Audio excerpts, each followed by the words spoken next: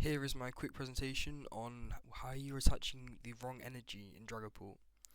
Now, this isn't going to turn you from going 4-4 to going 9-1 into cut or whatever, but it will just give you a slight edge in some matches and potentially prevent losses. Now, it does do a minuscule amount, but every little helps, I guess. So most players do just decide randomly, and attaching the right energy in the right situation will give you a slight edge over other players, and just hear what to do. So, let's say you're in a situation you want to retreat into Budu.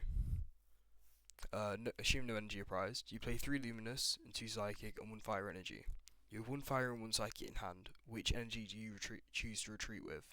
And here's just a quick look at the situation. Now, I'll give you a second to just think about it.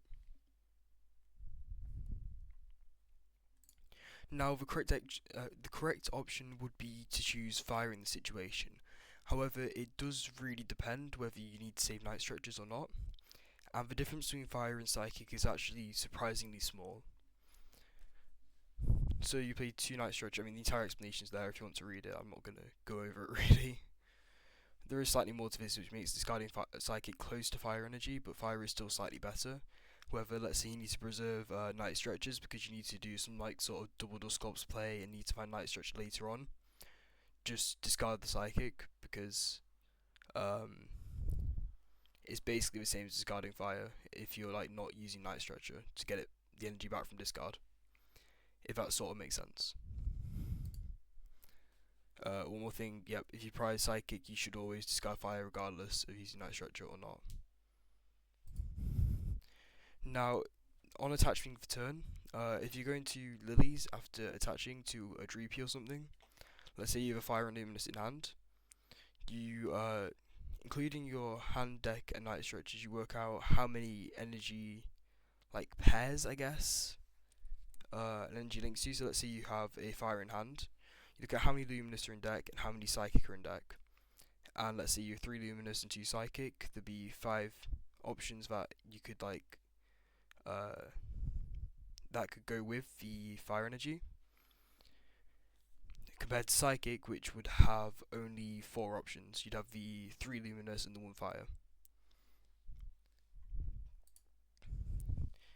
Now, if you're going to Iono, or you've already spotted the turn, and you've like 5 or 6 prize cards left, because later on this becomes more of a like random, it's more random whether this helps or not really. Let's say you have a Fire and Luminous in hand. You figure out how many energy cards are in your deck, including Night Stretchers again, but you don't include the cards in your hand.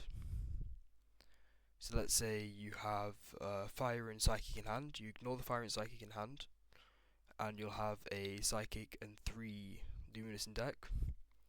And the situation, again, the Fire energy is better, because you have 4 options, the Fire energy is better because you have 4 options it can go with. I'll show you an example again here.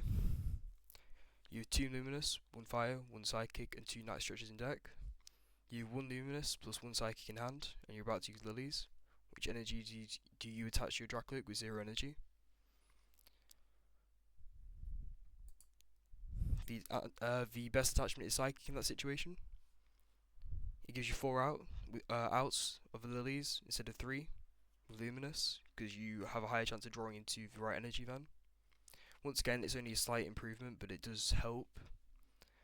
Now, as I said, this won't turn going 4-4 into X1 into cut, but it could prevent a loss and help you squeeze out an extra win. Most players don't think too hard about this, so it gives you a slight advantage, and don't prioritise this over learning basic sequencing and prize mapping. Now, I will leave a bit of a description in the comments because I don't think I've explained this as well as I could have, but hopefully this helps you, and good luck.